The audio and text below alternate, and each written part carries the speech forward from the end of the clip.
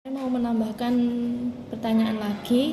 Yang pertama, mengapa Bu Alvina mengambil tindakan seperti yang diuraikan tadi? Terus yang kedua, motivasi apa yang membuat Bu Alvina melakukan hal yang seperti diuraikan atau diceritakan tadi? Sama yang ketiga, berdasarkan pengalaman Bu Alvina, apa saran atau tips yang bisa Ibu berikan kepada kami untuk meningkatkan kemampuan dalam menghadapi tantangan serupa di masa depan?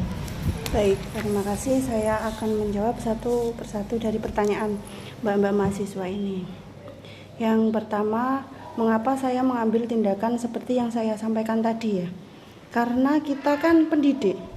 Kita pendidik itu tidak hanya 1 tahun 2 tahun, melainkan kita itu lama, mendidik anak-anak itu lama. Dan anak-anak itu juga tidak itu aja yang kita ajar. Jadi dari berbagai macam karakter anak-anak, mungkin kelas 1 yang naik kelas 2 naik kelas 3. Jadi anak-anaknya kan berbeda, Mbak. Saya mengambil tindakan seperti itu karena apa? Karena untuk kenyamanan dan kemajuan belajar anak-anak. Jadi semakin gurunya itu inovatif, kreatif, insya Allah anak-anak juga akan seperti itu. Dan hasil belajarnya juga akan baik, Mbak. Karena mengingat perkembangan zaman sekarang itu kan sudah canggih ya. Jadi apapun yang kita cari di Google atau di YouTube pasti ada. Jadi kita harus terus berkembang. Jangan hanya diam di zona aman kita. Terus yang kedua, motivasi apa yang membuat saya melakukan hal yang saya ceritakan tadi. Motivasi saya adalah agar anak-anak itu nyaman dengan saya. Karena kalau sudah nyaman dengan gurunya, anak-anak enjoy untuk belajar dan pasti suka. Sampai rumah nanti mesti diingat. Karena anak-anak sekarang hampir semuanya ya bukan seperti anak yang dulu. Anak yang dulu itu tidak mengenal HP.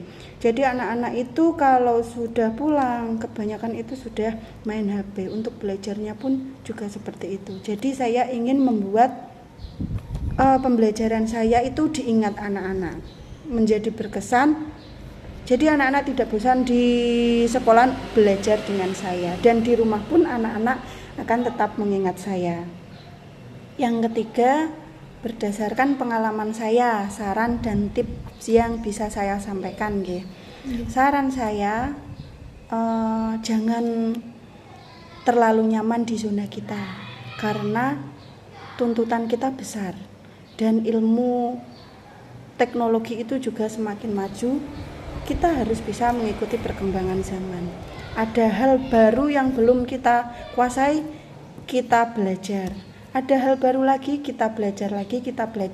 Jadi tidak ada kata stop, berhenti untuk belajar, tetapi harus tetap belajar. Untuk apa? Untuk untuk mengejar perkembangan zaman. Jadi kita tidak tertinggal, istilahnya kita tidak gaptek, tetapi kita tahu dan bisa mengikuti perkembangan zaman ini. Mungkin motivasi dan tips saya seperti itu.